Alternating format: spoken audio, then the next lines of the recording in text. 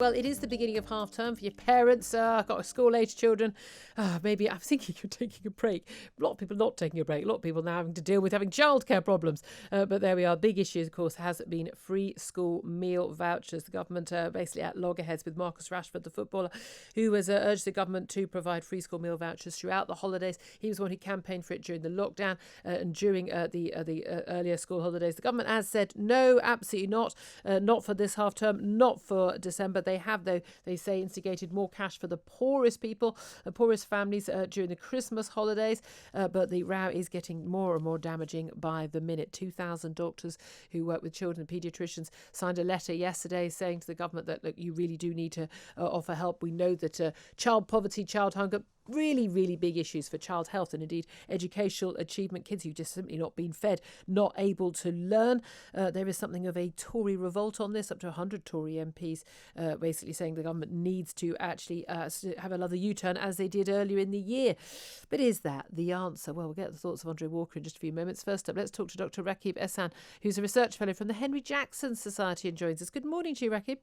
Morning, Julia. How are you? Very well indeed. I was intrigued actually by the number of MPs who've spoken out in the last few days about the school meal voucher issue. The Tory MPs who've said that they think the free school meal vouchers is the wrong idea, but are not speaking out now. I don't know if they've been told to shut up by government or just choosing not to get any more abuse online for speaking out. But they don't want to talk about why they think free school meal vouchers isn't the answer. But you believe that they aren't the answer to solve the problem. That Marcus Rashford has clearly identified a problem. There are children who go hungry. They go hungry during school terms, let alone in school holidays. But why do you think that making sure their parents have got more money to buy food isn't the answer? Well, I think I'd make the point that firstly, the government, it's really put itself in a bit of a problem here in that they've spent lots of money, for example, on an inefficient, centralized test and trace system. They poured, billions of pounds into that. So people naturally are saying, well, if you're spending these kinds of amounts of money, then why can't there be a contemporary, you could say, a crisis extension of the free school So basically, if you can spend meals? billions on anything else, clearly you can spend, 20 Of million here and course. there. Why do you think, though, I mean, it's a bad PR move for the government. Mm, Clearly, they're getting a lot of stick for it. They're the evil, horrible Tories who don't care about the poor. We know the mm, usual stuff that's said. But sure. why do you think that they are right? Well, I think I'd make the point here. Firstly, I would not be against a temporary extension. What I would say, though, that free school meals, some people, understandably, they feel that this is just putting a plaster over a serious wound. I'd feel that we need to have a long-term strategy in terms of tackling welfare dependency and child poverty. We are in the middle of a pandemic, which is why I think there needs to be special measures in place. But what I would say is that there's certain elements of the left. I'd make the point that I'm a traditional Labour voter. I do think there's certain issues surrounding family dynamics, cultural norms, and parental responsibility that I think certain politicians on the left are uncomfortable talking about when they talk about child poverty and welfare Yeah, dependency. And I think that needs to be part of the discussion. it absolutely should be. And I think most of my listeners would agree with me that Mm, fundamentally it's the responsibility of the parent to feed their kid. I mean, absolutely. fundamentally, that's what it comes down to. Don't have children you can't afford. We know that when they had the welfare cuts and the benefits, limits, you only get to for the first two children, things like massively popular moves. The Labour Party railed against it, hugely popular and particularly Mm, popular with people on the lowest incomes because they're the people yeah, living beside, next door to these people and saying absolutely. you're I'd making make wrong that decisions. Yeah, but this is absolutely. the thing. This is the Yeah. thing, though. Even if the parents, now, whether it's because they're dependent on welfare, they can't manage Mm. their money, whether they haven't got enough money, or whether they spend it on the wrong things, or they're mad or bad, whatever the issue is, should we allow the children to be punished by going hungry for the sins of the parent? Absolutely not. Ultimately, we should make sure that every single child in Britain is fed, is properly fed.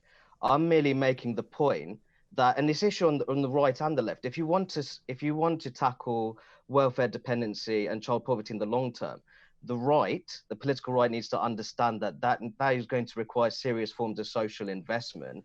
What I'm saying is that on the left, it would be good to talk more about the significance of the family unit, how problematic cultural norms may feed into child poverty rates. If I could just give you this little bit of data, Julia.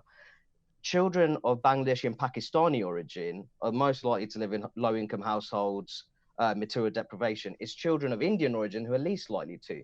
Now, if you're not going to talk about, for example, skeptical attitudes towards female economic activity, degree of female empowerment within certain communities. Now, these are the kind of things that feminists on the modern left, they wouldn't want to talk about that too much. But unfortunately, those kind of issues for them need to be part of the debate if you really want to tackle child poverty and welfare dependency in the long term. The breakdown of the family unit, really, I've got lots of friends and family members who are single parents who've done a fantastic job, who work their butts off, frankly, and do a really, really hard job.